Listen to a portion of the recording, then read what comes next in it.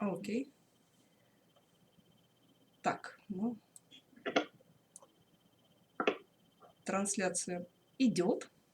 Сейчас народ придет. В общем, да, всем привет. Сегодня мы делаем стрим вчетвером с нашим гостем. Я, Зараза, Марлонка, Игорь Бакмейт. И наш гость, это чемпион и по одному из видов античесса и призер второго места Kex09. Переводи. Привет. Привет. We are gathered here to stream world champion of the game of Античесс, new game for us, and we'd love to talk with Andrian. Could you please introduce yourself, first of all? So, hello, I think everybody knows me here as Kex. My name is Adrian, and I also think you know that. Yes. So, well, everybody knows me as Античесс player, and I sometimes play other variants also, like Racing Kings, Street Check, Crazy House Horde, but that's, I think, like rarely. And I also play Standard, but now I'm maybe a bit busy with school stuff, and I'm not playing as much, but I will soon play much more birds. Already. Окей. Значит, в принципе, все его знают как одного из топовых игроков в Античесс. Он играет во все остальные виды шахмат. Сейчас у него немного меньше времени, но в ближайшем будущем он планирует играть больше и в разные игры. Говорится, быть инфлюенсером. Хорошо. Так, традиционный вопрос. Как ник придумал такой оригинальный Kex09? How did you come up with your nickname? Well, my nickname is like related to my past, and it goes back to my hockey career. And for those who don't know, Kex in my language is something like a buffer bar or cookie bar, chocolate bar, I don't know anyhow you say it. And I always used to carry these with me to hockey matches and practices, and others who had none of these were just jealous, and somebody started calling me Kex, and number 9 with 0 in front of it just was better. And I had this number on my jersey, so like I just put it together, and Kex09 is the result. Окей. Значит, очень интересно. Этот ник он держит очень давно, именно Кекс. Но это Кекс как на русском Кекс. В принципе, все его завистники, все видели, как он двигается в хоккей, еще он в хоккее очень хорошо играл в молодости. И все завистники его называли Кексом. И он решил себе этот ник. Слушай, ну он вроде не пышечка, чтобы Кексом быть. Да. А цифра 9 в конце – это количество его трофеев. О, класс. А нам в чате... Just in hockey or general? Just related to hockey. В хоккее очень трофеев в хоккее. В чате пишут, Kex is in a rainforest. Rainforest? Mm-hmm. Never heard about this. I think he's referring to your background. No, that's just the background I have on my Skype call, and I just had no time to change it. Kex also in Russian is what you say, pancake. Yeah. So, yeah. Так, хорошо.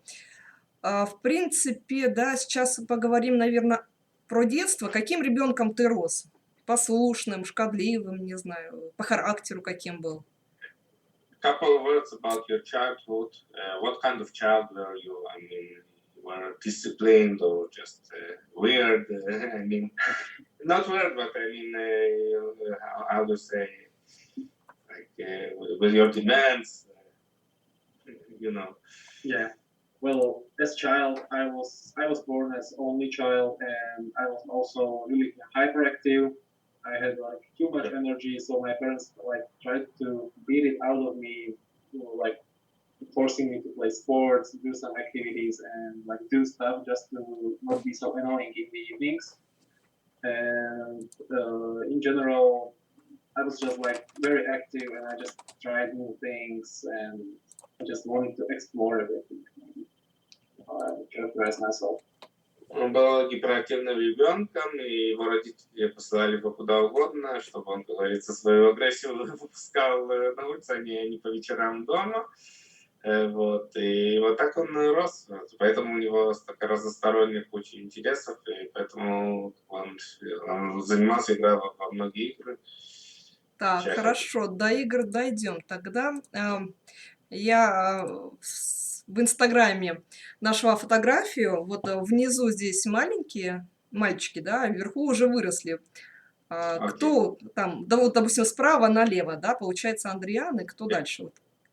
Okay, so there are two photos Saraza found about yourself. Who are the guys with you? If you just point out who is who, and if they are the same guys upward in the picture upstairs. So just tell me about those photos. I'm actually pretty sorry because my stream is still loading and I just can't like run it and I don't see the photos. But just maybe tell me what there is in the picture and I will know. Kids around the table, four small kids, and the picture after those. I think they are the same kids but grown up. I'm not exactly sure, but they are very close. Yeah. So those are my cousins, and the photo was taken when we were having dinner at my grandmother's, and like that was the photo people loved in my family. So we just decided to like recreate the photo when we got older. I think we got older like 10 or 12 years. I'm not exactly sure. Yeah. But those are my cousins. So all the family together. Значит, это его двоюродные братья. И вначале была фотография оригинальная, когда они сидели просто за семейным обедом, а после этого они решили повторить вот эту фотографию, повторить в более зрелом возрасте. Короче, кто был маленький, да, уже это переросли даже. Это те же самые ребята. Это видно, даже по фотографии видно по лицам. Хорошо. Так, пока прервемся от фотографий, да, Маронка, давай нам блиц вопросы. Расскажи им правила. Okay. I will continue. Andrian, as Igor was saying earlier, I'm going to fire a few questions at you. They're not yes/no questions; they're either/or questions. But the idea is that you respond on impulse. И отвечать быстро, не задумываясь. Just one sentence. When you start the question and either also I want to translate immediately because I will not remember everything. Sure. Okay. So one at a time. One at a time, is it? So let's start. Blitz or bullet? Bullet. Blitz или bullet? Bullet. Bullet. Bullet, да. Blonde or redhead? Blonde. Блондинка или рыжая блондинка? Whereas brunette. В общем, блондин предпочитает блондина. Blonde anyway. Ах.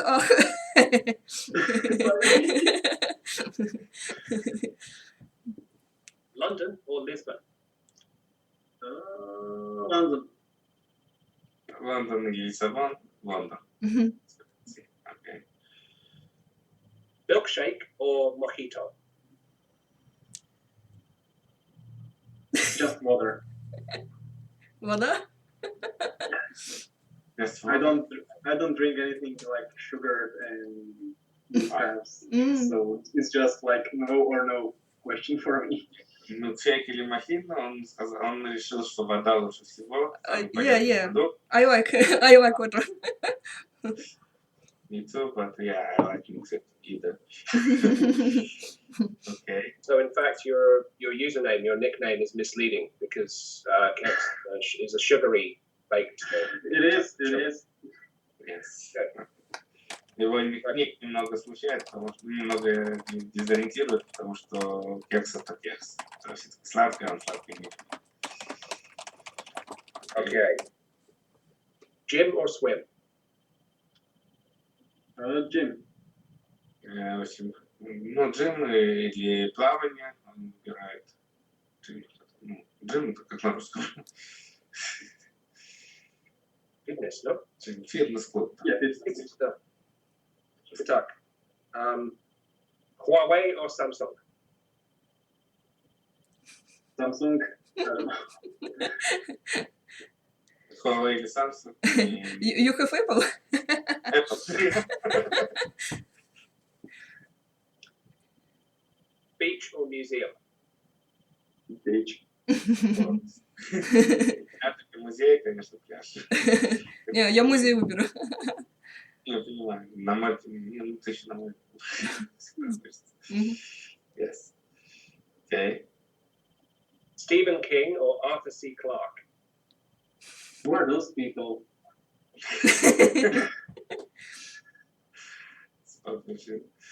На вопрос Стивен Кинг или Сиклап, он спросил, кто эти товарищи. Okay. To answer your question, Stephen King writes horror. Arthur C. Clarke writes or wrote science fiction. So horror or science fiction, same question. Yes, it's better than the expression. Science fiction, maybe. Наверное, все-таки, ну, фантастика. Фантазию больше предпочитаю, чем ужастики. Причем научную фантазию. Knight or bishop? Knight. Конь или слон? Конь. We also talk about the value of pieces in Античесс is also something that interested, if there's some value. Okay. Now you're going to have to excuse my my ignorance here, but I'll do my best. Nuki or Azoha? Nuki. Окей, thanks. Даже я не знаю, о чем речь. Это игроки русскоязычные в Античесс. Gracha Четра Окей. или Schizophrenic Energy. Okay. Так, Do you know what Nuki means? Yeah, I didn't know. Now I know. No, not the fact that it's an anti-chess player, but what the name itself actually means. Okay. No, okay. Nuki, I don't know, it was like his nickname, like one of the first accounts, but he also had an account called Bunt na Korable, and those are all I know, I think. Yeah, he probably does. Do you know what Kex means in English, like British English? I don't. It means underwear. Cool. Those are nice pictures, yeah. Oh, you're changing picture. Okay, yeah. Yeah. Ну, я просто спросил, если он знал, что значит кекс на английском, то есть в Англии это значит ну, белый. То есть подштаны, да?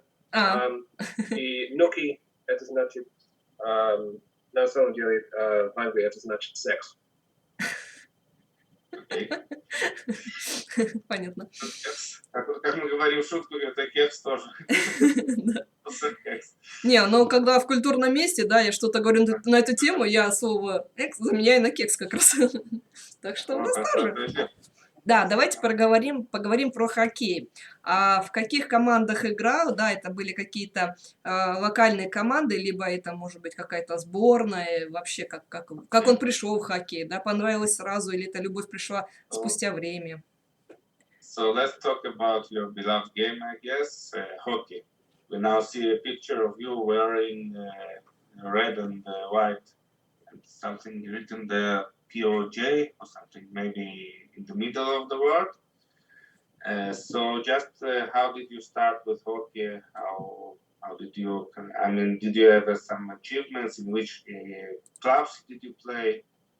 You said it's not only hockey. In which cities maybe? So everything would like to know. Yeah.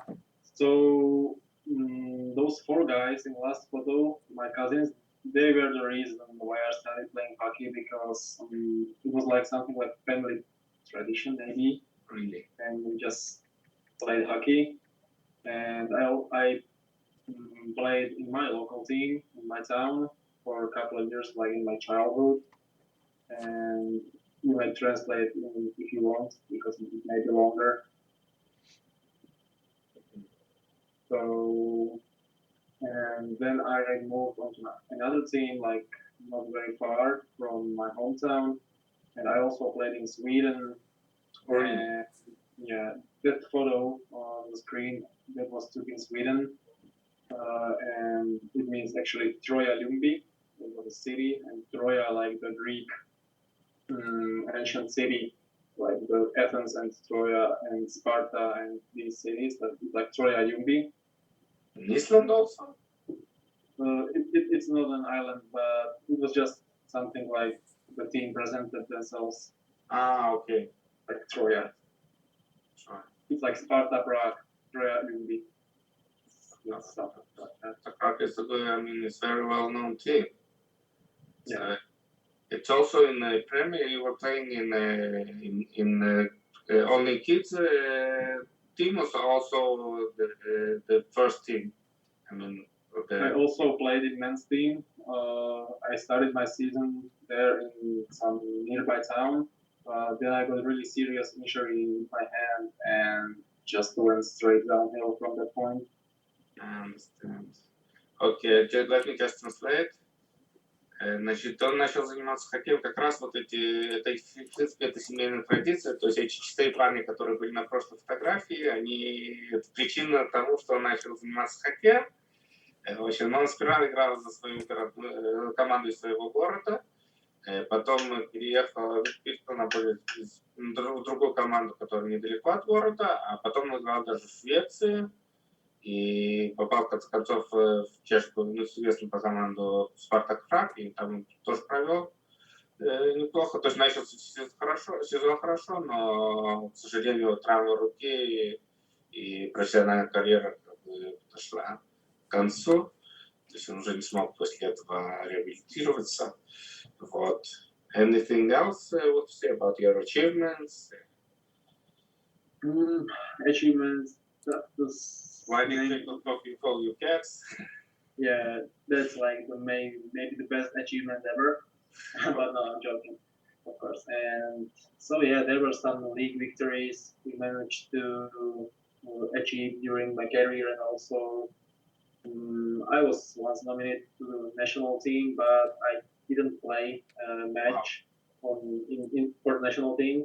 I was just nominated for some like camps and yeah, let's call it camps. I mean, being nominated to national team while you don't consider hockey like professional and only a hobby, it's wow. I mean, I'll just translate a bit. Значит, ну, в принципе, у него карьера, там было несколько побед в лиге. Его однажды вызвали в национальную сборную, он там в конце не поиграл, но то, что фактически он был вызван в национальную сборную, при том, что он относится к хоккею прошлому, к своему хоккейному прошлому, как хобби, это из ряда вон выходящее, на самом деле. Чтобы у меня там какое-нибудь хобби, мне, не знаю, просто поиграть в футбол, и чтобы меня вызвали в национальную сборную.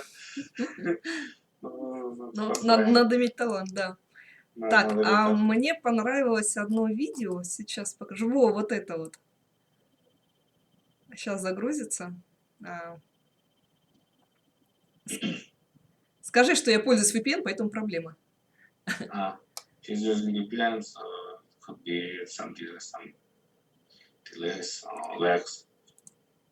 Да, сейчас загрузится. Да. Во, где-то. Смотри. Да, елки, мой. Talking about the video where you're standing on a ball, on a huge ball, and throwing something on the floor. Juggling. You're trying to juggle. I can also juggle, but not standing on the ball. I mean, so what do you say about this video? Yeah, I also used to do a lot of funny exercises, like to try to learn something new, and this was like a challenge from my friend. Like I can't stand on a fitball while juggling, so I proved him wrong. So. I see. I can only juggle, but not standing on the ball. Ну, короче, он любит делать вот такие, ну, как говорится, ну, такие упражнения. Ага. Стоять на мяче и жонглировать при этом. У него это даже иногда получается, как мы видим. Вот. Я даже на мяч залезть не смогу. Да, вот я тоже на мяч залезть. Жонглировать я умею, а вот на мяч залезть не так. А какие у него еще есть таланты? What skills do you have besides that one? I don't know. I can also like juggle with puck on my stick, but only with one. Do some cool tricks maybe, and yeah. But I also love to like being creative on the ice, and I just like to do some tricks and skills like puck between my legs, puck around me, and I don't know, crazy skills. So that was something that characterized me during my career, like to be crazy on ice and like in figure skating, stuff like that. no, not that much. But yeah, I mean, the point is understand. В общем, он говорит, что он любит всякие вот такие спецзадания себе устраивать, там жонглировать, там, допустим, стоя на ходулях, там, или что-то в этом роде. Вот. Или там на льду он там тоже вытворяет всякие трюки. Вот. Я спросил его насчет фигурного катания, он сказал, ну, это слишком круто для него. А какой, кстати, у него рост и размер ноги? Интересно. Wow, your height and your shoe size, she's asking. My shoe size, I mean, in European size, it's about 46 around. Oh, wow. 45 and a half, 46. Okay. It's not that much. I'm 44. Okay. Yeah. Your height? And my height is 188 centimeters.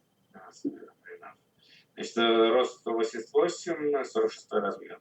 46-й, не 43-й? Нет, 46. Ого, ничего себе. Так, что мы тут еще? А, ну вот, собственно, да, в качалку ходит. Вот у меня 88, тоже немало. Угу. Окей. Ладно. Вот, фитнес наш. Видео и тоже Twitch, на самом деле. Угу. Так, у нас там в чате пишут вопросы. Окей. Что-то не вижу почему-то. Так, ты зайди сначала. А, вот здесь еще тоже хоккейные фотографии.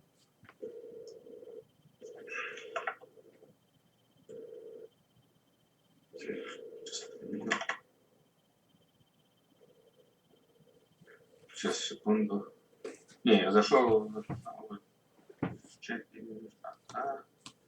На каком-то на словацком пишет или что? Нет, она пишет на русском. Ой, на английском в смысле. Я вижу. Вот теперь я вижу. У меня был полный экран, не понял, в чем дело. Окей. Let's just answer some questions. Kex is sexy. Let's go. Hello, let's go. Let's go, yeah. Isn't Evans? Yeah. So now we know about a bit more. The crazy Maharaja. I wonder he was interested in mathematical depths of Античесс. We'll just talk about Античесс later on, and I have a lot of questions about that. Okay, I think the Античесс is solved. I've heard about it. Is it true? Yeah, it is solved, and E3 wins in around 100 and 20 moves with 31 million combinations. So good luck. Okay, good luck. Значит, на самом деле, то есть Crazy Maharaja спросил, насколько глубоко зашла, ну, насколько глубоко решена игра в Античесс. Она решена, оказывается, она решена полностью. И в первый ход Е3 выигрывает 120 с чем-то ходов. Ну, вперед. Так, давайте мы про Античесс потом. Я еще не фотографии не все перебрала. Так, Эска, для тебя Кекси секси. Фотку нашла для тебя. Прям вообще. Вот. А Павел у нас в чате говорит, что он готов приехать в Словакию, да, я так понимаю, просто увидеть твой трикс. Ты пропустил. So would like to see you making those tricks on ice and stuff like that, and we'll come to Slovakia even the comfortable happy for that. That would be my pleasure to show him. Yeah. Welcome. Yeah. Так, what is a cat?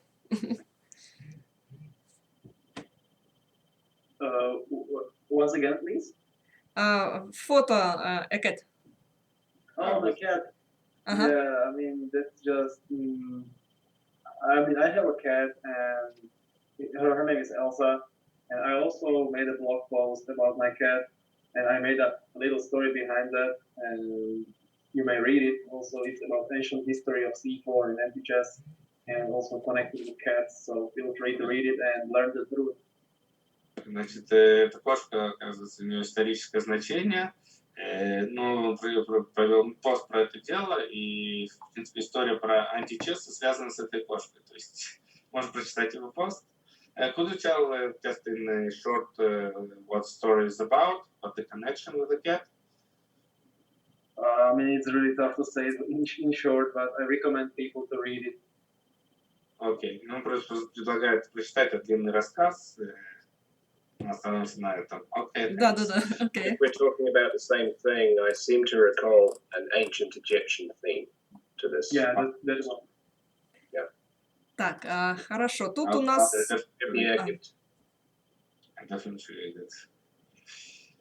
Okay. Хорошо, сейчас с фотографиями будем заканчивать. У нас тут Павел спрашивал вопрос про длинные волосы. Почему он их расстался с длинными волосами? So why did you cut your long hair? I used to have like everything on my head. I had also yellow hair, long hair, like something in the middle, also short hair. So now I have short, and maybe it will change soon. I don't know. Ну, он просто экспериментировал с своей головой. У него были зеленые, желтые волосы, там, короткие, длинные. В общем, часть эксперимента. Сейчас у него короткие, но это может измениться. Here is the picture of you wearing the long hair. Also, I think it's Sparta Prague. I think they use Sparta Prague with long hair. Am I right? There's a slight delay, but No, I mean Sparta. You played in Sparta when you played in Sparta Prague, because I see the forms. I think it's Sparta Prague, and you wear the long hair. Nothing connected to ladies. Oh, that's not Sparta Prague. That's some nearby town called Trnava. Yeah, there I had long hair. It was something like a flow when I was skating, and the hair was like bursting in my head, and the hair was just going in waves, you know.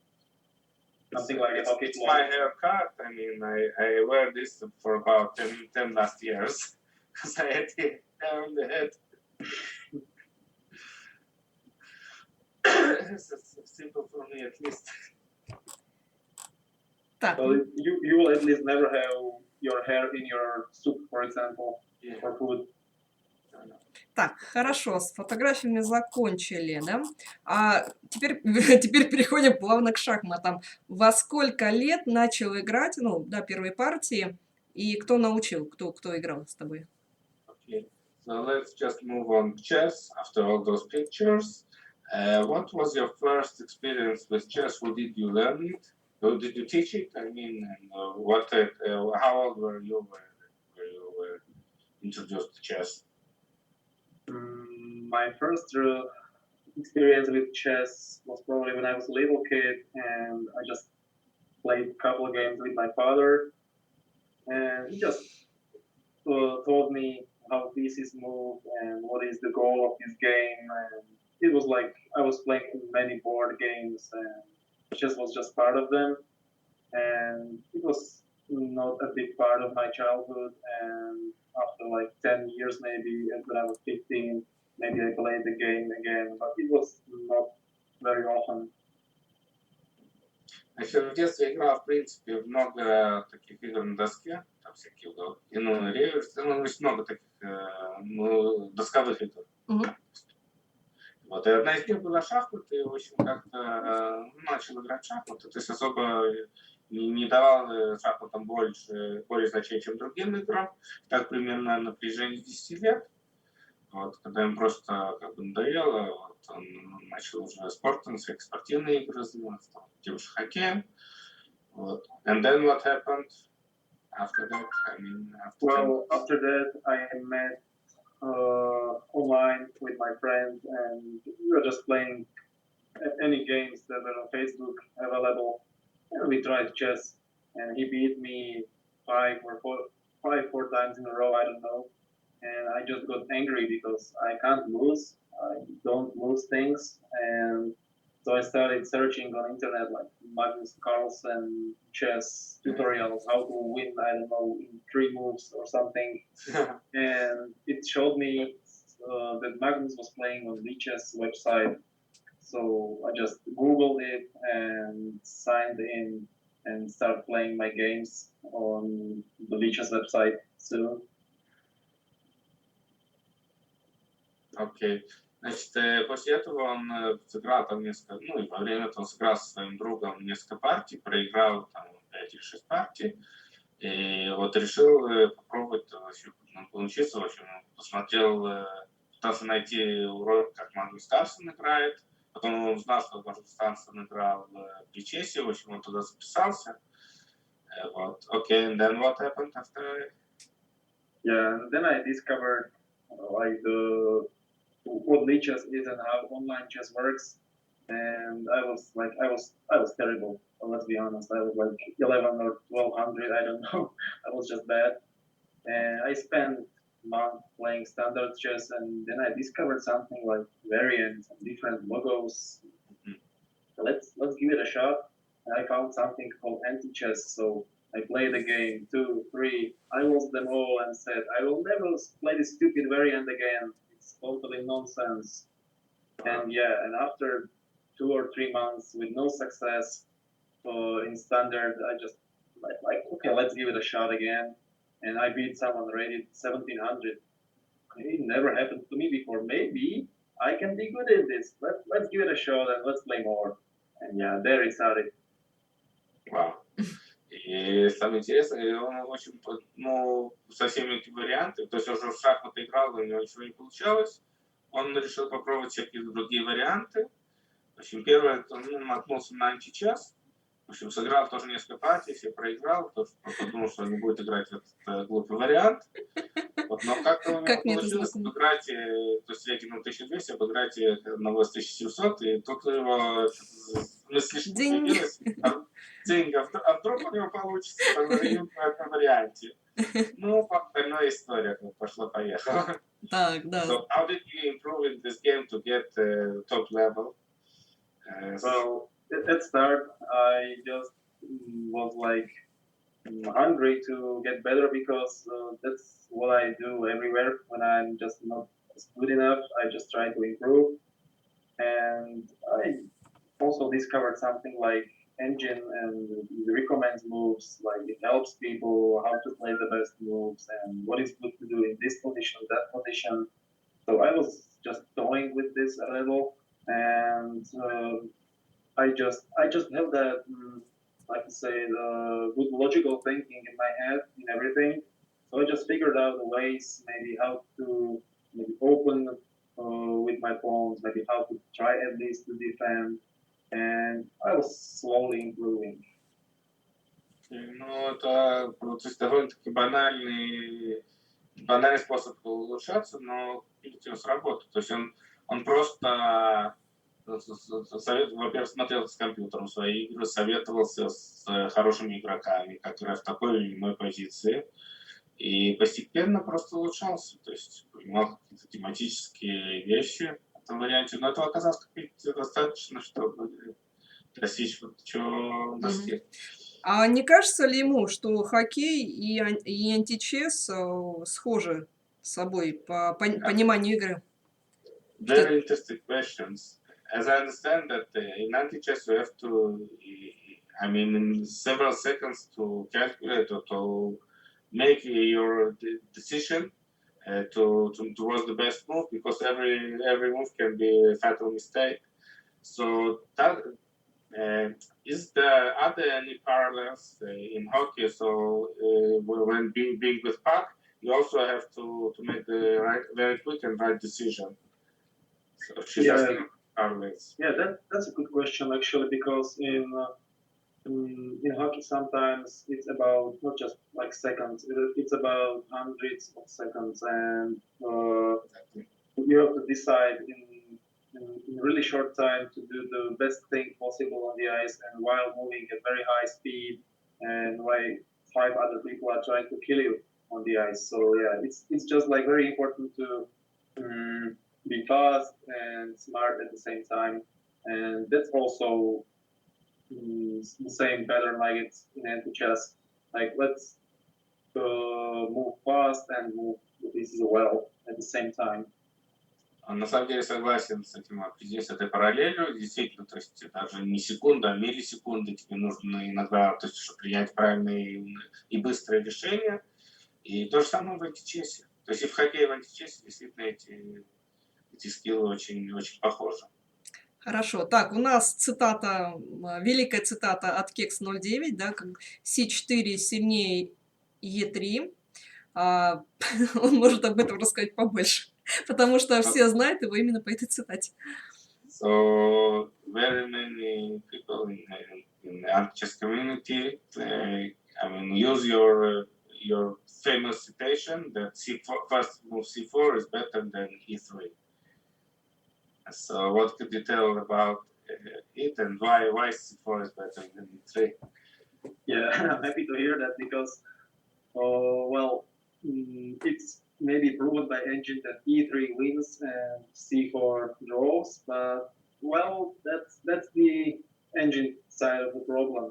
But in general, people are playing E3 a lot, and also the defenses to it, and it's just like too known for everybody. Like in E3, you have to play this, you have to play that, you have to play these kind of moves. But in C4, you can just play whatever you want, and if it's losing or if it's winning, nobody knows, because So it's not it's so. a matter of developing theory. I mean, E3 knows everybody, and C4 not yet.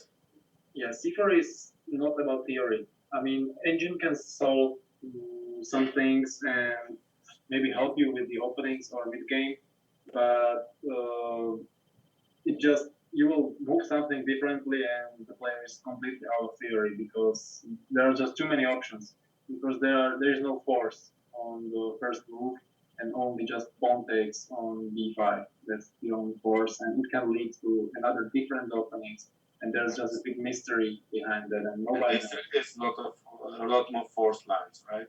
Yeah, E3 is just bishop is out, and people sorry for that, and people like to play pawn to b5, bishop takes, and then I don't know, many possibilities.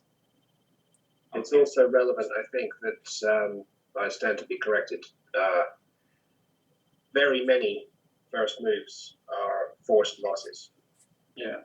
E3 is one that is not a forced loss, but it's because it's so popular. You avoid theory by playing C4. Do I have that right? Yeah, but by playing C4, it's just helping me to stay creative on the board. Because if we will play just some line that is like forced from move 1, I'm just not interested to play this line over and over again, and like to get bored in 15 minutes. And in C4, you will never know what you will play, what kind of game it will be. And that's the best part of it, because it's just fun and freedom. Let me just translate a bit.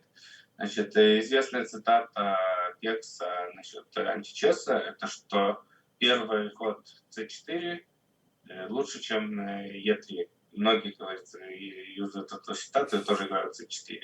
Я спросил, почему он так считает. Всем известно, что после E3, то есть игра белые выигрывают форсированно, но дело в том, что, во-первых, это происходит 120 с лишним ходов, и во-вторых, там после E3 есть очень много форсированных вариантов.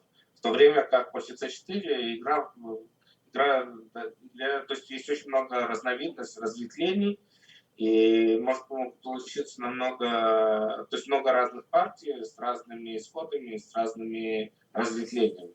И поэтому C4, в принципе, это уже это ход на игру, то есть это там невозможно то есть, продумать, то есть невозможно изобрести всю теорию, там очень много разных разновидностей игры самой, и поэтому C4 ход намного, он любит намного больше, потому что это больше как игра, а не изобретение вариантов.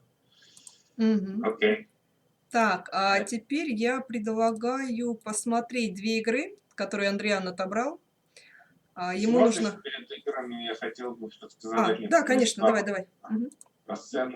I would also want to ask you about the field of Античесс. How many players are involved in there? What kind of championships are made? When did they start World Championships? So all that stuff. Yeah, so involved in Античесс, I don't know, weekly, I'm not sure about the number, but it was maybe around a couple thousands. I'm not really sure here because I haven't checked that statistic for a long time. But the main tournament and like the most popular event is Античесс World Championship, and that is usually starting in September, October every year, and it's played on Античесс, and it was twice won by FIDE-master Arimakat, and once by Pepsi and Gaming, and once by changeopening, and it was the last one where he defeated me. And you may translate because there should be a lot of information for you to remember. Yes. But in general, when did they start all those championships? Well, there is always something during the year, so... No, I mean, what year was the first championship? First. Actually not sure, but first Античесс tournament was held, I think it was in year 1998. Wow. Fabrice Liardet, I think. I'm not completely sure about this, and there was also a tournament. For instance, I mean, in Crazy House, that's a new game, I think. It's kind of popular, but there's still the Backhouse is the game they were playing like for 40 years, or even more than that. Crazy House a bit less, but the official World Championship was starting in 2016. So it's an amazing difference. It was a very surprising answer. I'll just translate. Значит, чемпионаты мира проходят, по Античесс проходят уже с 1998 года примерно, то есть с конца прошлого тысячелетия. И это самое, и они проходят, то есть каждый ежегодно, начиная примерно с сентября. Okay, and who is the most who has the most titles in the World Championships in Античесс right now? Right now it's FIDE-master Arimakat, a true legend of this game, and How many titles does he have? He has 2, and it's because there were just 4 World Championship held on Античесс, and he won the first 2 editions. Wow, very interesting stuff. So there's no domination on that. Значит, FIDE-master, what's his name again? Sorry. Arimakat or Vladica Andrich. Окей, Владислав Антич. Короче, он дважды только стал чемпионом мира по Античессу, и это потому что каждый раз чемпион меняется, то есть нет никого, кто доминирует на этой сцене на протяжении 20 лет. Это очень необычный результат, и в принципе это не может не радовать. Okay, so I mean, besides this tournament, what do you have? What tournaments do you have during the year? Yeah, there is also the Античесс World Championship, which is like organized by not Античесс this time, but by International Античесс Federation, and that one comes after the Античесс World Championship, the main event. And also there will be soon Античесс 960 tournament, the World Championships, and the registration started a couple days ago. And there's also in a few days World Championship for women. And if I'm not forgetting something, I think those are like the main events right now. Arimakat. Okay. So, значит, в принципе, еще есть чемпионат, то есть чемпионат мира, который не через Античесс. и в котором, то есть организовывает Всемирная федерация античесса, если оказывается такая федерация. Кроме того, будет чемпионат мира среди женщин. Вот тоже. Я в нем участвую. Будет Античесс 960, турнир по Античесс 960, который тут тоже планируется. В общем, это серьезная сцена. Действительно, очень много ответов я получил на свои вопросы, которые действительно меня удивили. То есть я не думал, что это столько распространенная игра. Я играю в женском античессе чемпионате, меня добавили. Да. Здравия. Да. Зараз participating in the women's championship of Antichess. Very nice. I didn't know about that. Okay, so let's move on a couple of games. Another wants to show. Да, нужно Андриану самому рассказывать и показывать. Yeah, just Ссылку could я you share кидала. the screen of she sent your links, some links. So could you just share with the games and teach us a couple of moves. By the way, e4, first for e4 it loses. E4, D4, and D3 are like the easiest losing openings, but there are like many others that lose in many moves. Like so forcing after B3. It's very interesting. Not B3, but D3, like queen's pawn to D3. E3, yeah, B2 to B3. What's the... No, D like don't. D3. Okay. Yeah, but there are also moves like B4 that loses in 79 moves, and Knight C3 that loses in 26 moves, and also H4 is losing in I don't know how many moves. I mean, first moves lose, so the game is like quick to switch to several moves that don't lose, like C4, as you said, and it comes, I mean, less complicated, or not that. It's not true. Yeah, but those refutations are just not completely easy because you just need too many moves to refute the position well, and yeah, sometimes it's just not easy. Another question, just before the games, to start the games, when you see some position, you can calculate till the end, or just your intuition takes more dominance in your decisions? I'm usually going with my intuition because I'm just lazy to calculate things sometimes. And if can calculate it till the end, so I mean, there's a lot of moves. It is possible to maybe not calculate it to that many moves, but you can just calculate it or play the theory till the winning position, and from winning position you can just convert it into win. How do you know the position is winning? I mean, that could you can give like most of pieces besides one piece that one pawn that you can give it up, and that one pawn actually will win the game for your opponent. So, yeah, sometimes this is called one pawn theory, where opponent is left with just one pawn, and you will just prepare your structure to let him lose the game. And also the losing patterns are like something like stuck pieces in corner, and you will just fork it with queen, and you will have nothing to do with it. So that's also important pattern called material and space advantage. When you have that, you are usually winning. Okay, let me just translate what you're talking about. Значит, в принципе, то есть он сказал, что в античессе первый ход мы знаем, что он выигрывает, 100 с чем-то ходов, но есть многие первые ходы, которые проигрывают, причем некоторые довольно-таки быстро. То есть есть самые тривиальные ходы в шахматах. Первый Е4, Д4, они проигрывают форсированно, плюс ход Д3 проигрывает форсированно, и там есть ходы, которые тоже проигрывают, но гораздо после 70 ходов, там b4, конь c3, вот такие ходы первые. И что, в принципе, при принятии человека в условиях Блица невозможно считать все варианты до конца, когда мы просто даем все фигуры, но и действует в основном интуиция, конечно, то есть, и опыт. То есть чем больше ты играешь игру античесс, тем больше понимаешь, что позиция выиграна. Конечно, может оказаться ситуация, что там отдашь все фигуры, но останется пешка, которую невозможно будет отдать, и эта пешка фактически проигрывает тебе игру. Ну, вот такая игра. Could you just, before we start analyzing the game, a couple of rules of Antichess. So king is taken as usual as another piece. What happens with the stalemate? Yeah, in stalemate, the stalemated player wins. And also there's a rule, important rule, that means there's a capture is forced. So if you can take something, you have to take it. And if there are multiple options, you can choose which one is better for you.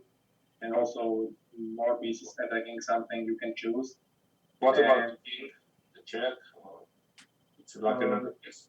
Yeah, king is losing all royal powers and is just like completely normal piece like the others, and that means you can also promote to a king.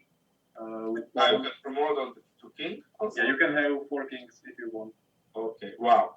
Very interesting. And then try to flag people with kings. Just to say the rules. Я немного спросил о правилах. В античессе, то есть король, он, в принципе, точно такая же, как фигура. Пешка может превратиться в короля, что очень интересно, я первый раз такое слышу. Естественно, то есть, если у тебя есть возможность взять какую-то фигуру, ты обязан взять, но если у тебя несколько фигур возможностей, можешь взять любую из них. Вот. И если получается пад, то та запатованность, то есть та сторона, которая запатована, то есть которая не может пойти, выигрывает в античессе. Да, я сегодня сделала такой. Я долго думала, я 3 минуты, 3 минуты я потратила и, короче, случайно выиграла. Давай. So who is your opponent and what is the situation, what is the tournament? So this game was played in the finals of Античесс World Championship 2021, and my opponent was the one and only changeopening, also known by Flo, as a very strong player and also very acknowledged by the whole community. And so we faced each other, and I ran into line.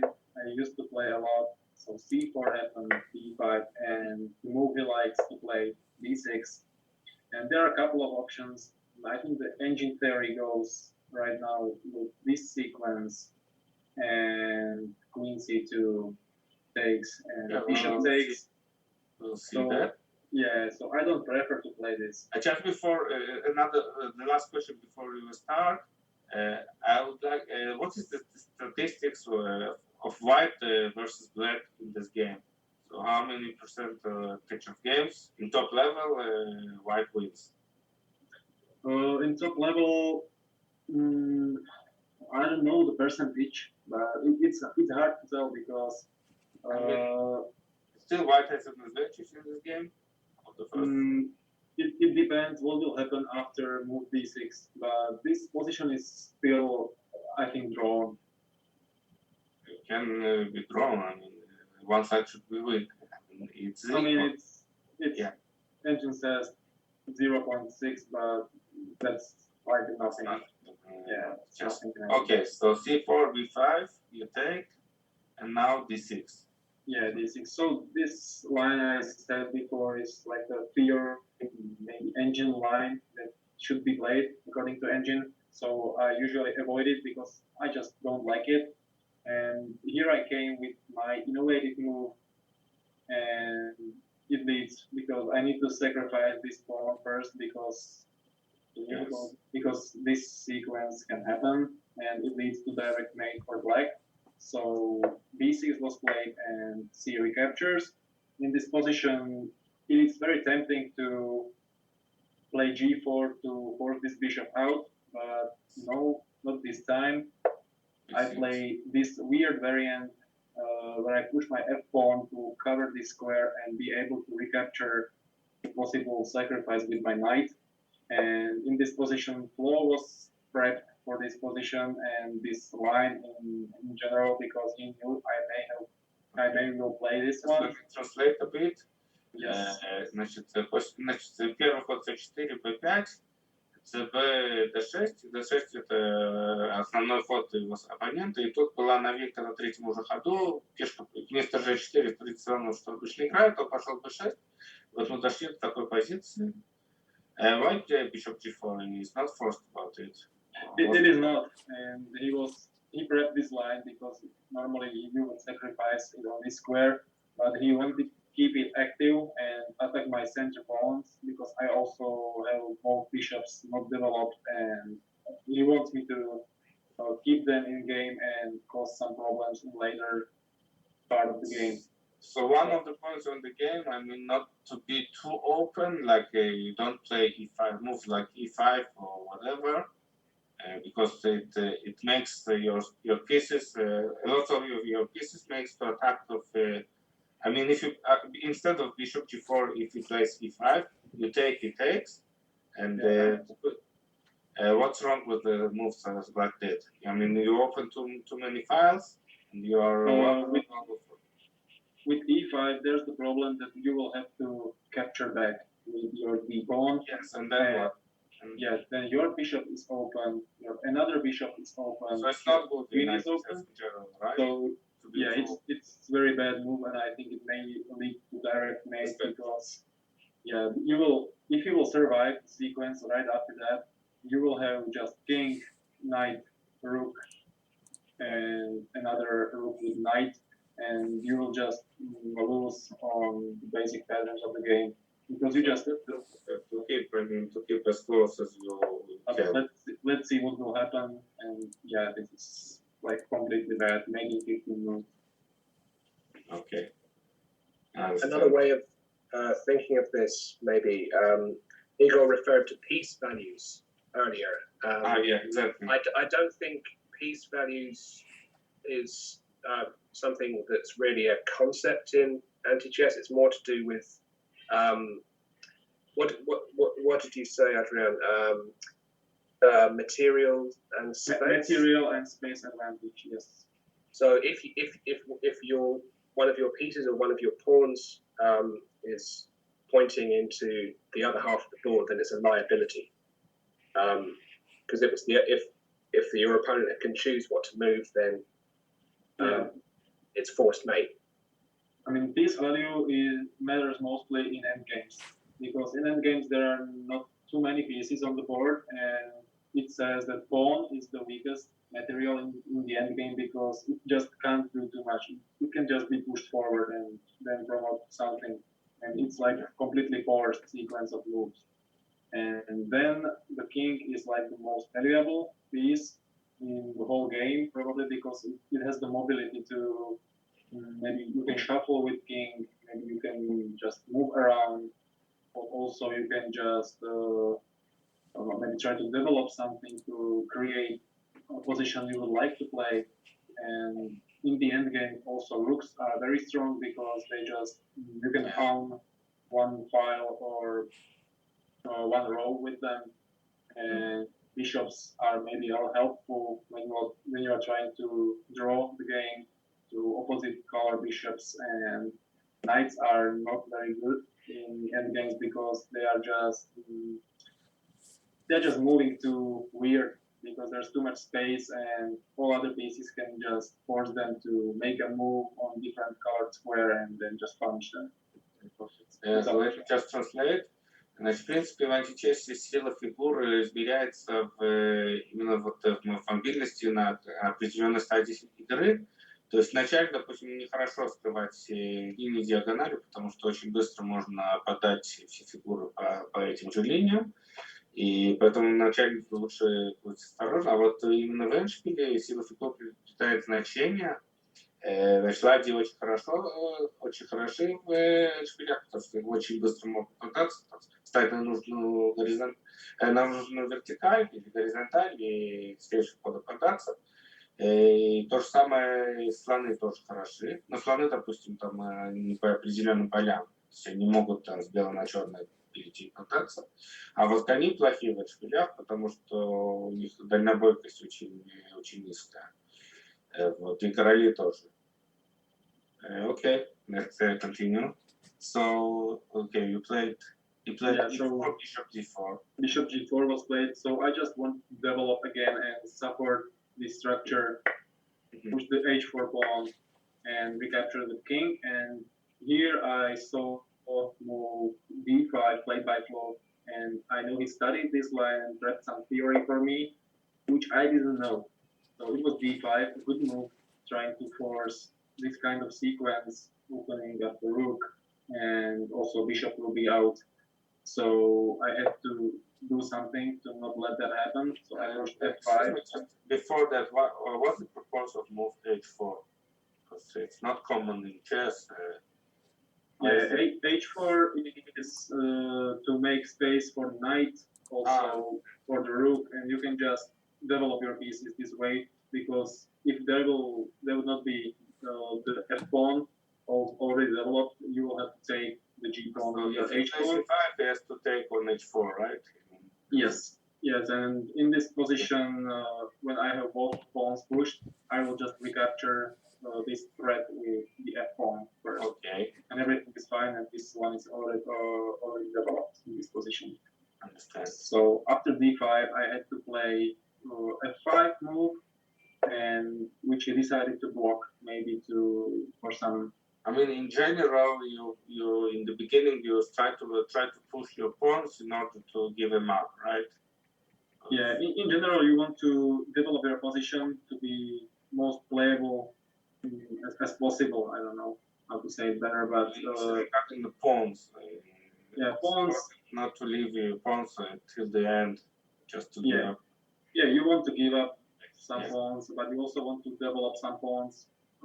Something like b4 maybe we can play in the future to not allow him to play e6 or just e5, because there will be just this diagonal open and the pawn will be repaired. For example, that's one of the patterns also. And so I decided to play b4 in this position to not allow any e-pawn push. And he played b4, that's also pretty annoying move, and trying to attack my king and move him out of the way. So I had to start attacking things. I don't think queen c2 was the best, but my plan was to infiltrate this position. Queen c2 is made, I mean, knight c6. Yeah, I was hoping for knight c6, because after knight c6, I am with this option, and also this option, and he's forced to do something with his pieces, not just let me capture some stuff and win better position for myself. Yeah, and queen starts taking everything. I mean, yeah, exactly. Yeah, so he played e7. Yeah, he played d3, and I decided to play queen d3. That was the reason why I pushed the queen to c2, and we traded queens. And this position is, well, let's be honest, it's completely terrible, because this bishop will be problem, and king is the only piece that is at least somehow trying to block the diagonal, and also this bishop. It's very hard. I mean, it's very hard to give up the pieces on the king's side, right? Yeah, and you can also just not easily develop in this position. So yeah, that was my main issue after those couple moves. And your king close to bishop, not to take on h6. Yeah, and he played the same thing I did with my b4, and that was b5 to not allow my king to come from this diagonal, and also to not let itself sacrifice to this square, as I will just lose material and have nothing in the game. But it was pretty complex, and we were both. And I think, yeah, here I spent 40 seconds on this move, just trying to find something that may be good for me. And I was just aiming for these two squares and maybe some kind of maneuvering that will improve my position. And in this position, Flo blundered, because he thought he will sacrifice the pawn, attack my pawn, and get rid of the bishop while attacking the triple covered square. Well, 4 times, right? Because the knight is also here. So we traded this position, and this is called intermediate, where I will place my knight to d4 to let him capture the pawn on d2, and I will capture this pawn, and he will be forced to capture my bishop, and his bishop will be loose in this position, which is a very, very good move to how to win the game, and also helps. Yeah, it also helps with the pattern called to not just attack stuff randomly in mid game or in the opening because you can get stuck. It's common trick in Античесс, and you capture. You let him capture something. You don't have to recapture because you have other option to take another. Yes, and you will just let him slide down your army of pieces. And I had this idea prepared. Took me a couple seconds to solve it, and so this happened. And I was at 40 seconds in this position, which looks pretty good for me. So I just sacrificed the first pawn. He recaptured with knight, and yeah, 26 seconds left, and I just got stuck because I was not sure what to do in this position because the rook is attacking this piece, and I was just unable to solve it somehow. Knight a3 is not that good. Okay. Which move? Knight a3 instead of e7. Yeah, knight a3 causes problems because after knight a3, you will have to take the bishop with your rook, and he will. No, knight a3 is not okay. Now knight a3. You don't have to knight a3 right now. Knight from e1 to a3. Yeah, from a3 causes this problem because he have to take the bishop. Yeah, and here you are losing the game because the bishop will just clear everything in this position. So I've seen this move. Understand. Yeah. And the key move to play was king to e3 to let this bishop continue with capturing, but I was just unable to do it. And I was just unable to find this like silly, easy move. But how to lose it? I mean, this variation. Okay, the bishop takes on h7, then maybe on g8. You give up a knight, and then okay. Yes, and then you are also able to do okay. this, for example, because there is no bishop on c1 in this position. So yes, I understand. That was the move I was like in need to find, and I just wasn't able to find this move. So I just played king c2 to maybe try to fool him at least, but it did not work. And again, sorry to interrupt, but can I just check what was the time control here? Was it 3+2? It was 2+5. 2+5, right. Okay, so there was good increment, but also a lower starting clock. Yes, that's the main time control played in the Античесс Championship from since it started. It has always been. 95 is not winning. Yeah, in this position it was 95, and we just did the simple clearing in this position. And I lost the game. I had easily won, and in the end the series ended in 5-7 loss. So this game was just like one of those I really had to win to at least keep myself in the game for the next week. It was drawn 6-6. So that was a really painful loss that happened. So you started but you started this game very well. I mean, that was like one mistake. Instead of king e3, you played king c2. King f3 it was winning. Could you show the game? King e3 was winning, and I think it was made in. Made in 8. 58. Made in the 8 moves, and could you show this mate? Because it's not trivial. I mean it was. If rook captures, and you can just take the rook back, and it's still pretty fine because the sequence. Okay, so now king e3.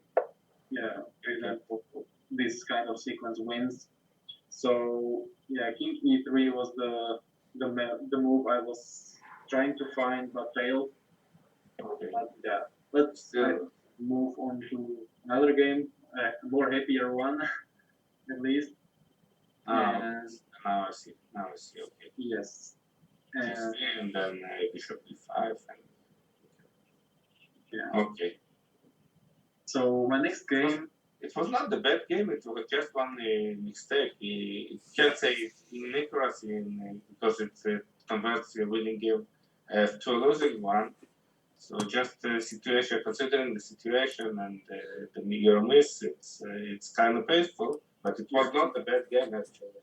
It wasn't a bad game, but well, in general, it I doesn't like matter. very much your the pawn moves of e4 is very important. h4 for not preventing from e pawn to move.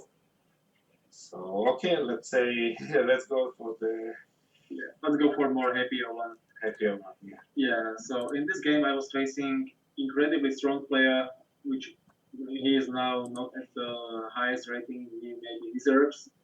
But this was the semi-final game, and it was actually game 10 in the best of 10 series, and I was trailing 4-5. So this was a must-win game for me if I wanted to play the Armageddon for the finals. So I decided to open up with e3, as I was expecting him to play b6 in the last game, and it also happened. And this is the starting position for e3 b6 game, and most of the main lines. And in this position, there are like a couple of theories that can be applied to this position. One goes from queen h5 and c5, for example, and also there are options with, for example, b3. Yeah. And I'm not before here. I mean, b4 is very tempting, but after b4 and sequence of moves, black is better in this position. Okay. Also, for example, queen g4 can be played in this position. Something like knight b4 takes or takes. It depends on the variant white want to play in this position. So I had ready something innovative, something new in this position, and it was e4. A silent move, very quiet, causing some pressure on these two squares, and he spent some time after c5, which is a bit natural move, and also e6 can be played in this position, but it's very complex. It depends on what player wants to play. Is that different? I mean, if you play first move e4 or if you play after giving up the bishop, it is so much difference. I mean, after e4, you can after e4 white loses on the spot. Easier. Yeah, one e4 is just lost, I think. No? Yeah, first move e4 So loses. it's so much difference. I mean, e4 or e3 and then e4 after giving up the bishop. So is the bishop the problem before? And in this position, the idea behind e4 is to create some space for this pawn maybe in the future, and also this pawn, and you will be able to attack. Let's just say, for example, if knight will take something in this position, you can just go out with your queen and create some chaos, maybe try to take some advantage. And but he played c5, also a good developing move, trying to cover this square to not be able to take it with the knight in this position. And so I kept pushing. I pushed e5, and I was letting him choose what he wants to do with this and what he wants to play. And he decided to play the losing move in this position, and a very bad move, f6, and g takes.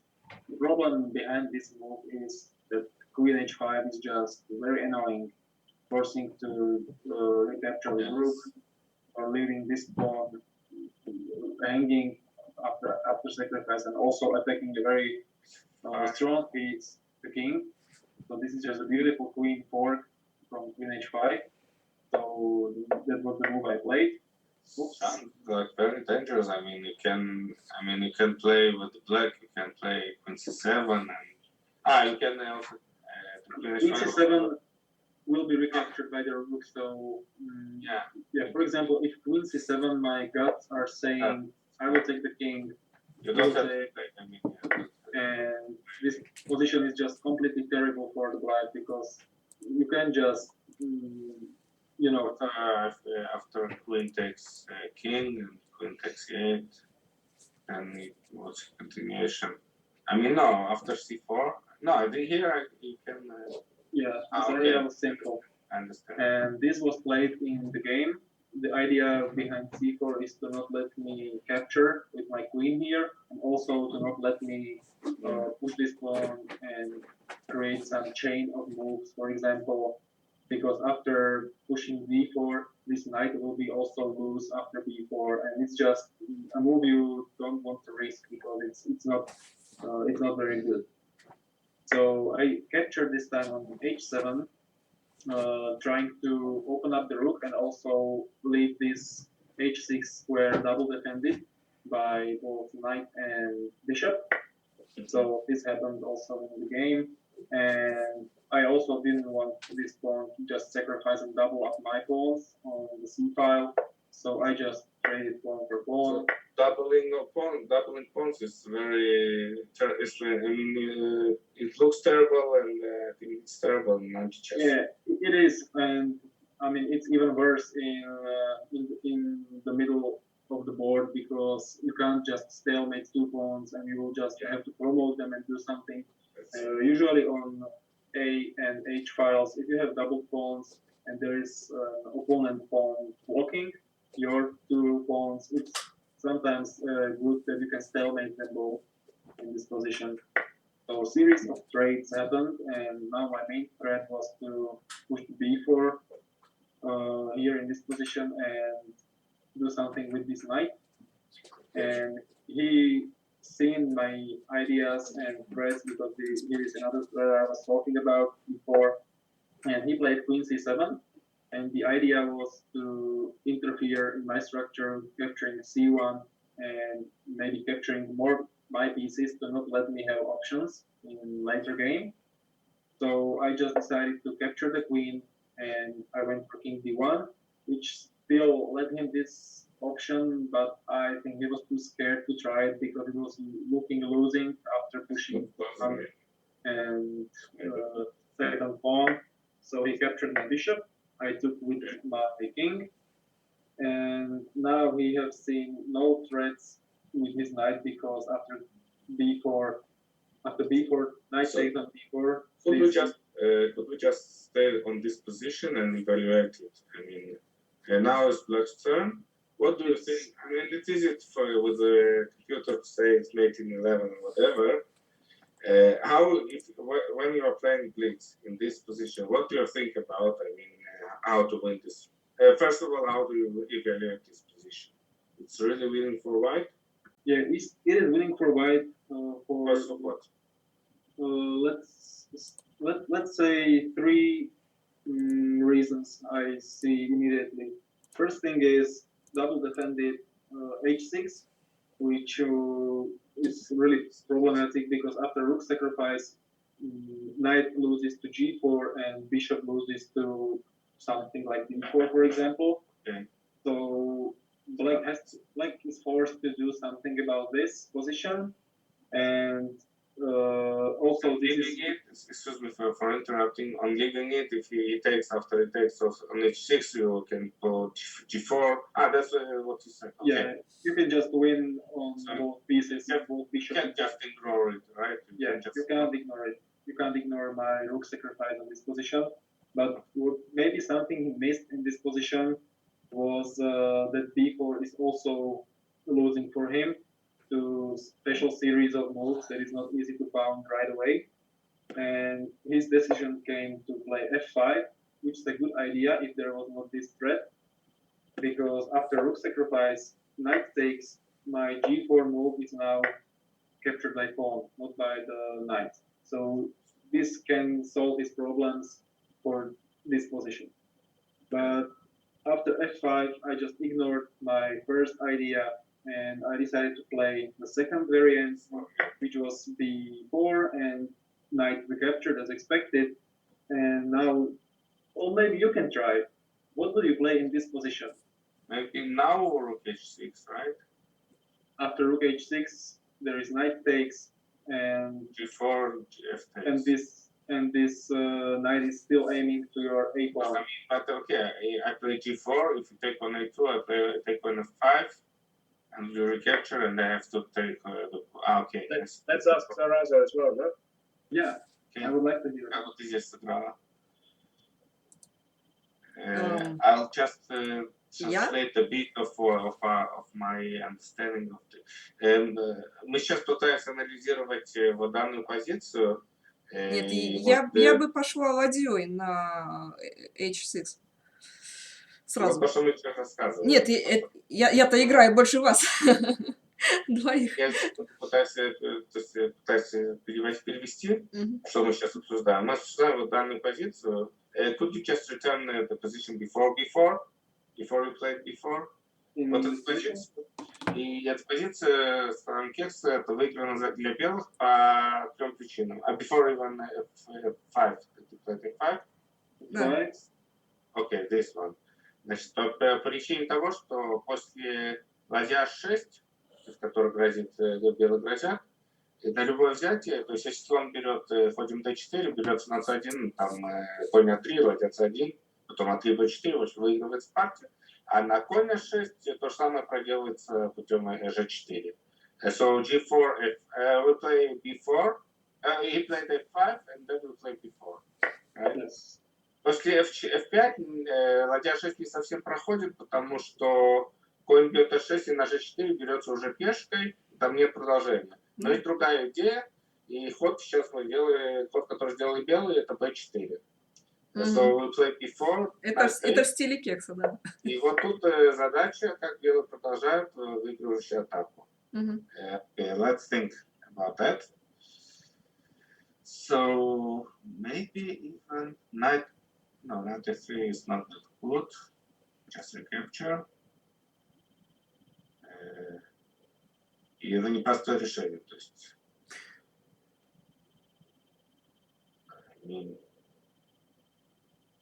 playing f4 gives up an initiative.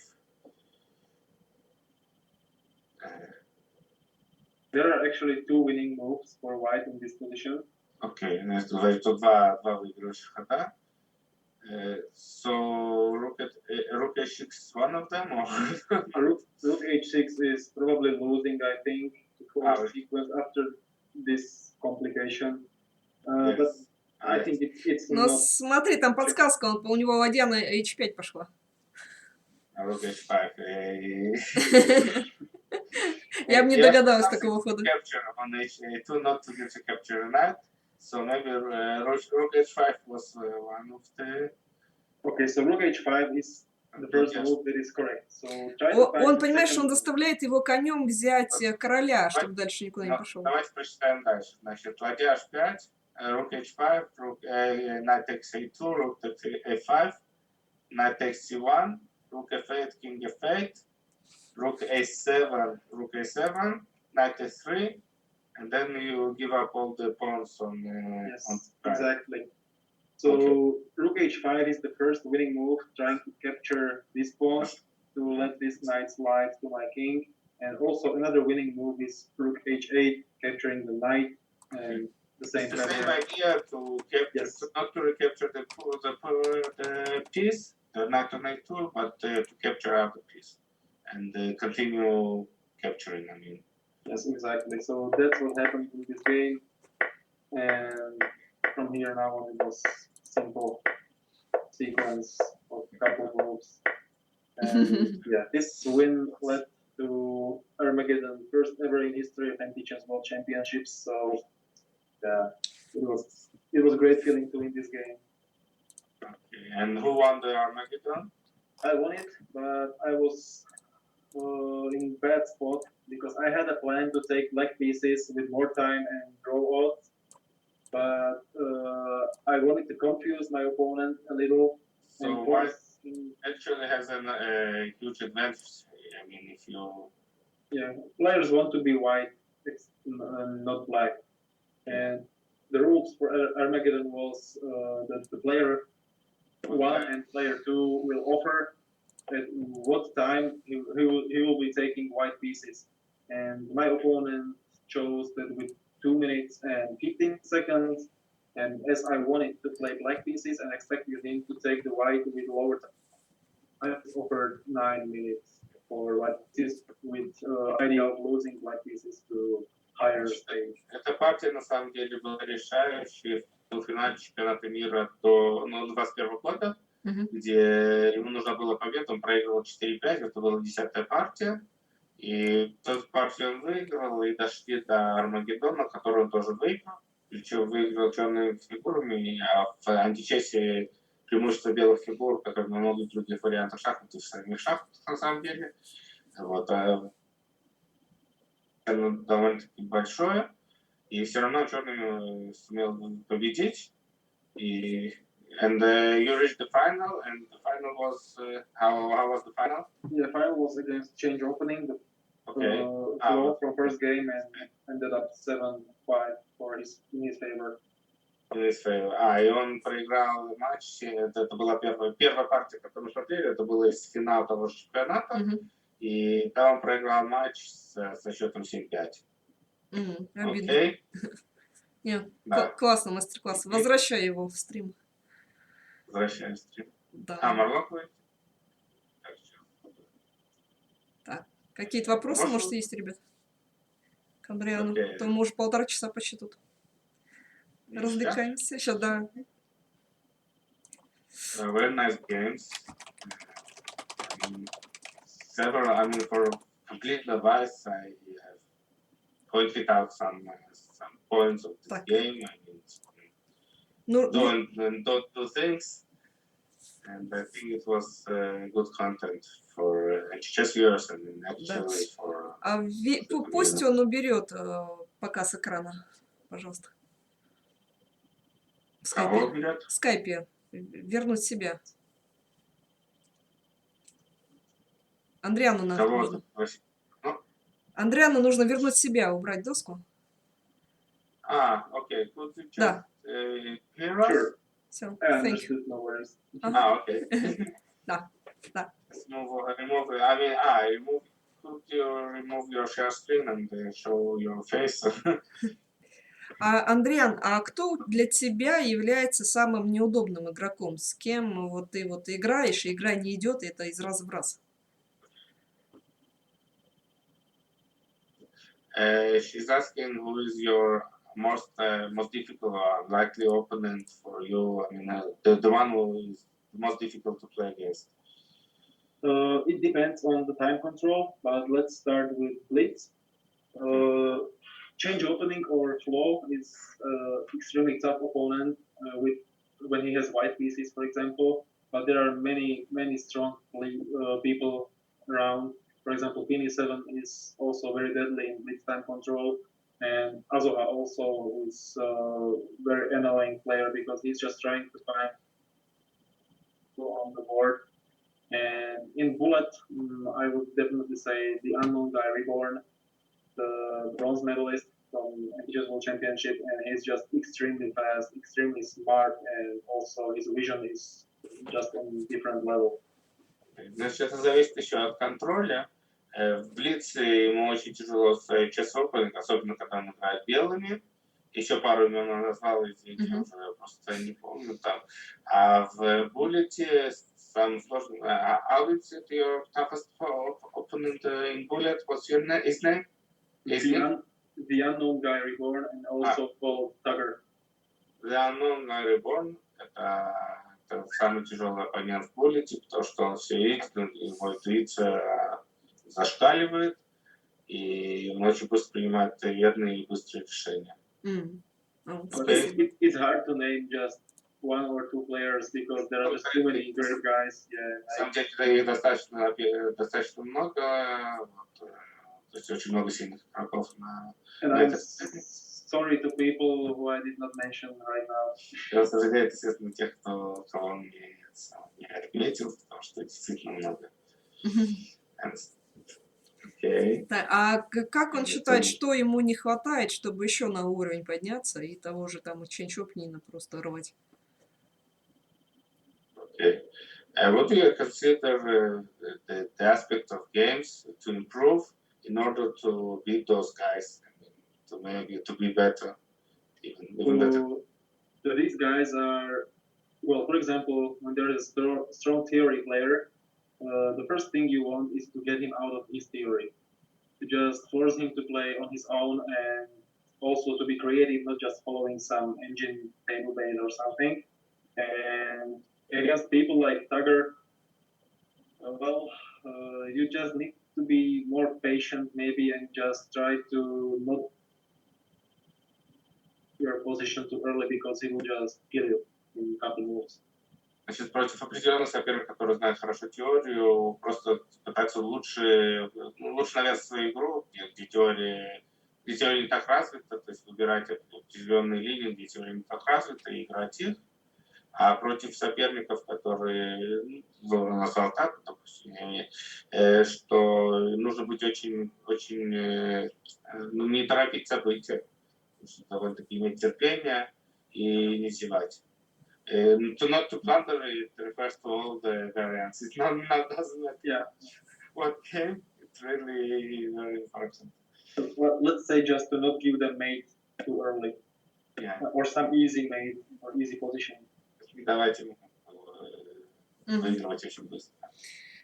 А мне с этим, с changeopening нравится играть. И вроде там полигры ведешь, вроде там одинаково, и думаешь, блин, ну сейчас, наверное, выиграю, но все равно выкрутится, и так сидишь такой, как бы оплеванный, что проиграл, но довольный, что игра была классная.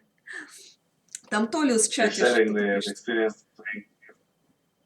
Changeopening, that she thinks for part of the game, she thinks that she's she's doing well, she's almost winning or whatever, and then all the power on the face. I mean, that's what happened in my very recent game.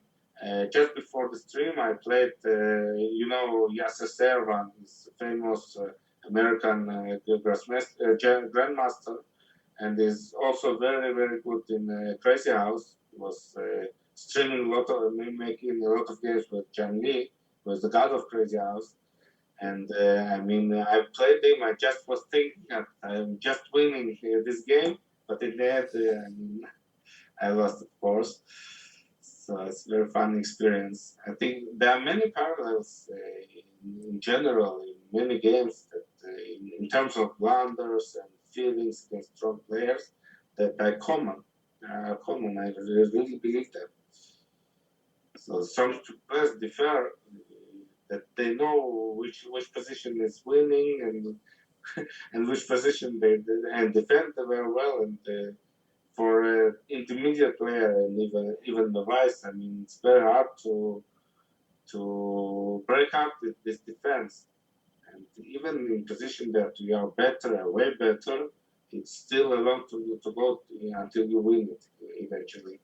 And most likely you will miss something and lose in the end. Yeah. Okay. So, А там Толиус в чате написал. Толиус, hello. Окей, задавайте вопросы. Okay, let's ask other questions. Okay. So let's talk a bit about computer. I mean, when did they solve the game till the end, and what does it mean in general for the players in field? If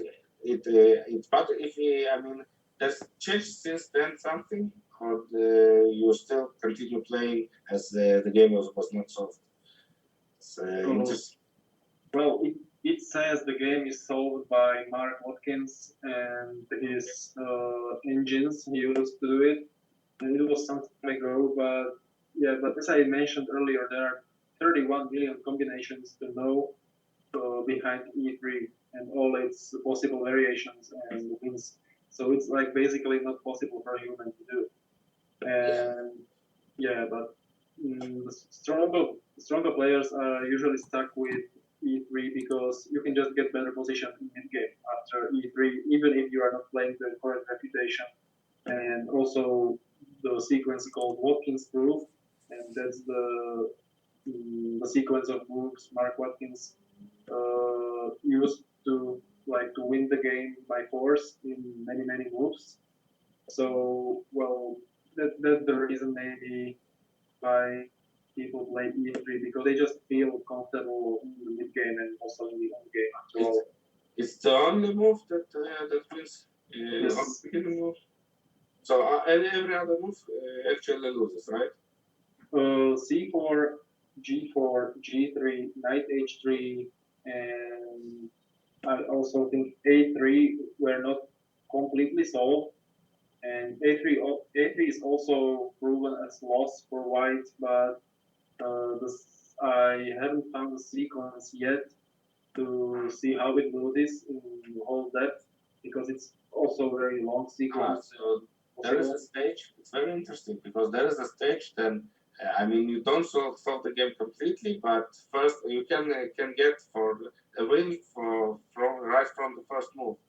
It's not exactly that the game is solved completely. Just solved that E3 wins, okay? Position after. That was solved. And Okay. also it's very hard to memorize, so yeah, it's solved, but well, try it.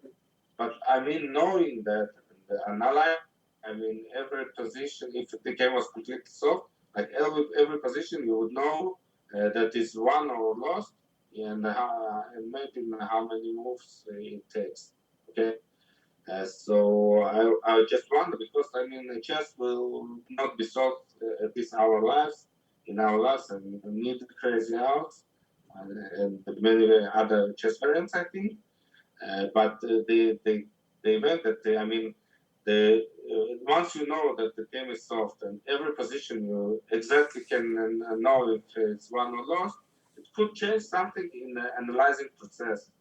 And I'm not sure. I was just wondered if something changed since then. I mean, if since you knew that the game is, I mean, the game was solved before I started playing, so I'm actually not really sure. But the main reason, or maybe the main thing that led to some changes, was adding Stockfish engine to Lichess, as players like started to see maybe what's going on in the opening, because there was a player called Law, and he used to play d3, the losing move, like his main opening, and he reached pretty high rating with that.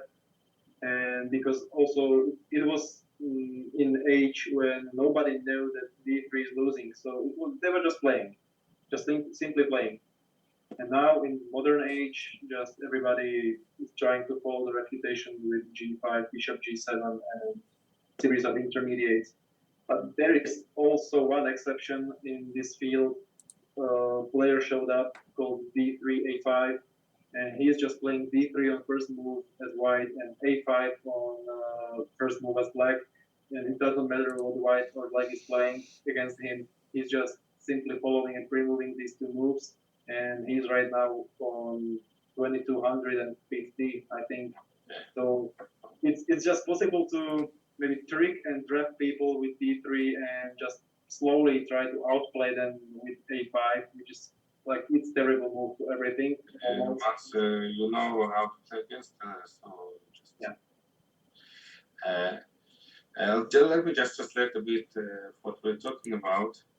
Значит, я спросил, то есть ну, всем известный факт, что Античесс уже, то есть Античесс на самом деле, то есть не полностью решенная игра, вот именно что первый ход Е3 выигрывает, то есть с чем-то ходов.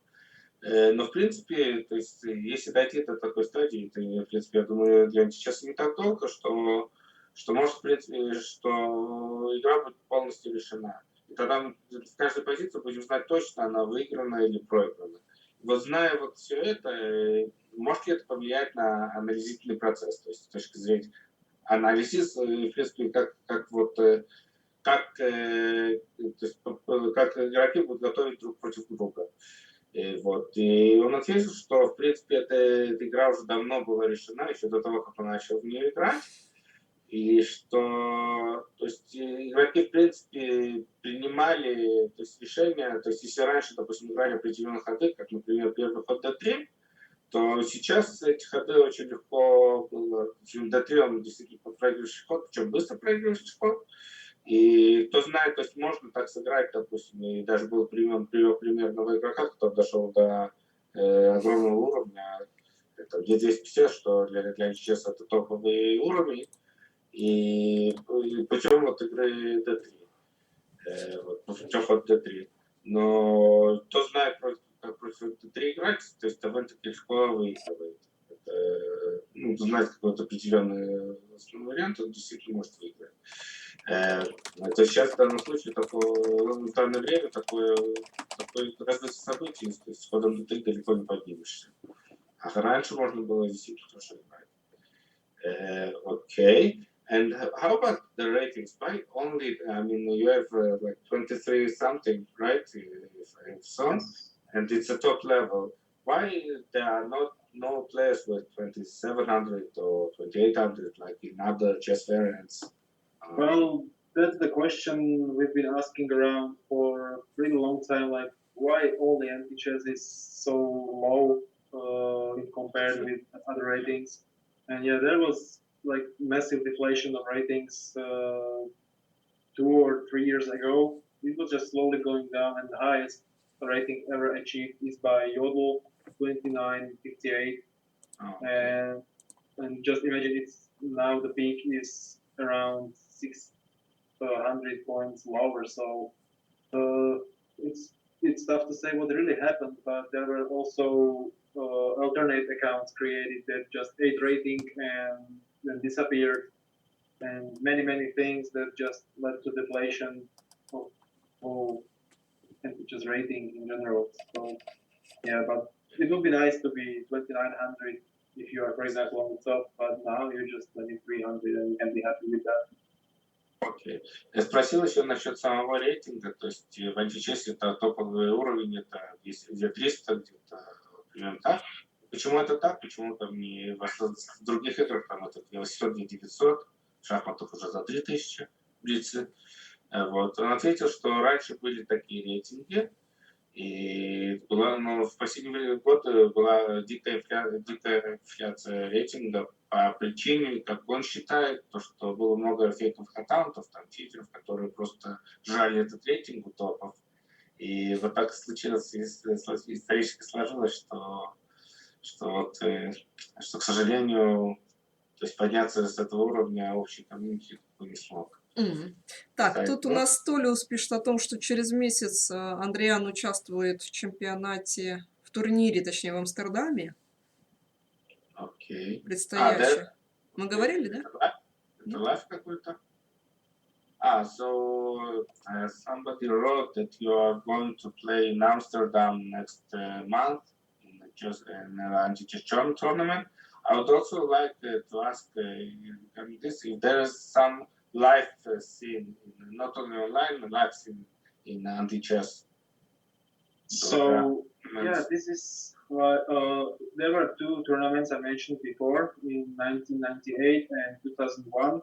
Those were held by Mr. Fabrice Liardet, and they were held in Netherlands and I'm not sure, maybe it was Geneva in Switzerland. And like since then there were no over-the-world tournaments, and now we decided 2 years ago that we will try to make one again, and it's organized by BBLGL mainly, known as also as Blood Bowl on leeches and chess.com, and it will happen in less than a month in 11th and 12th of June in Amsterdam. So it will be, it's almost here finally. We've been waiting for that. And we're also trying to figure out some way that we will try to stream it on leeches or maybe do some live broadcast or maybe YouTube. But just still. And there, I mean, there is a classical control, I mean, 1 hour. 8+1, 8+0, sorry. 8+0, no increment? No increment. Okay, well, how do you think about chess with classical controls? I mean, 90 minutes, like in chess, 90 minutes for the game and 30 seconds increment. Is too slow for you? Or? Yeah, I mean, it's really slow, and let's say the slowest time control that is still fine for Античесс should be maybe something around 10+10. Let's say that's something like the upper limit. Because, you know, the first few moves, like maybe 10, 11 moves are like automatic. Yeah. So that's already 2 minutes plus to your time, and yeah, it's just too much to play with that. Just think for 1 or 2 critical positions, and then you play automatically. Yes. Right. Окей, значит, я его еще спросил насчет сцены, в принципе, турниров за доской, не онлайновых. В общем, я сказал, вот чемпионаты мира, которые проходят с 98 года, это именно чемпионаты мира, которые за доской происходят. О, класс. Вот. И они были в Амстердаме и в Женеве, сейчас они объединились, делают только в Амстердаме. И в следующем месяце будет такой турнир. И вполне возможно, что его будут даже транслировать. Что, правда, 10 плюс 10 плюс? Нет, турнир будет 8 минут на партию, без инкремента, без дополнительного времени.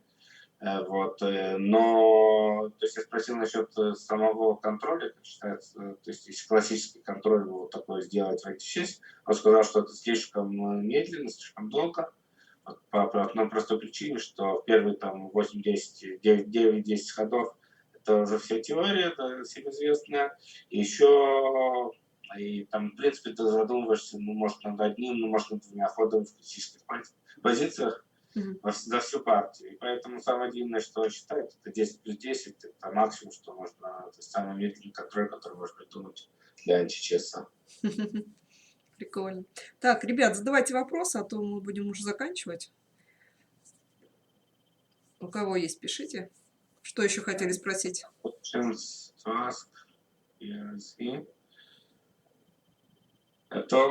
are speaking Russian. Говоришь по-русски. Спрашивает. Как оказалось-то. Ты спрашиваешь. Понятно. Tolos is Russian native speaker. Есть Russian speaker. Все тайное становится явным в моих стримах. Так, ну, в принципе, никто не отвечает, наверное, вопросов нет. Тогда будем прощаться. А еще минуты через 2-3 мы, наверное, с Игорем выйдем в эфир и пойдем в Crazy House. Сейчас защита счета. Вот, поэтому, в принципе, да, хотела сказать большое спасибо Андриану, что согласился. Для Игоря это вообще что-то новое открытие было. Да, абсолютно. Вот Павел спрашивает, кто ваш фаворит? Какой ваш, ну, оппонент? Любимый, да. Favorite opponent? Yeah. That's a really hard question, but I will probably go with the unknown guy Reborn, also known as Tugger. And the reason behind this is because he's always playing different openings, different defenses, sometimes just losing nonsense for fun. And he's like the opponent I can play a long series with because you will never get bored in this position. The Unknown Reborn, и по причине того, что он играет постоянно разные дебюты, иногда тупые, проигрывающие, но всегда вот разнообразие, то есть ему никогда не скучно. It's not boring playing against him, for sure. Right. So thank you very much for all your time. It was a real pleasure to talk with you, and we have discussed many topics, different topics, and I wish the best luck for all the community of Античесс to grow, and see you later, and good luck in the upcoming tournament in Amsterdam. Yeah. Thank you, and I appreciate a lot that I've been invited to such stream with such good people. So yeah, I'm really happy for opportunity like this because it happens to just somebody in some time. So, and I'm happy that I was the one you've chosen after maybe some tries. So yeah, thank you again. Thanks. Thank you very much. Bye-bye. Добрый Да. Добрый день. О, кстати, по-словацки добрый день и добрый вечер, да? Russian добрый день, добрый вечер. Вот так.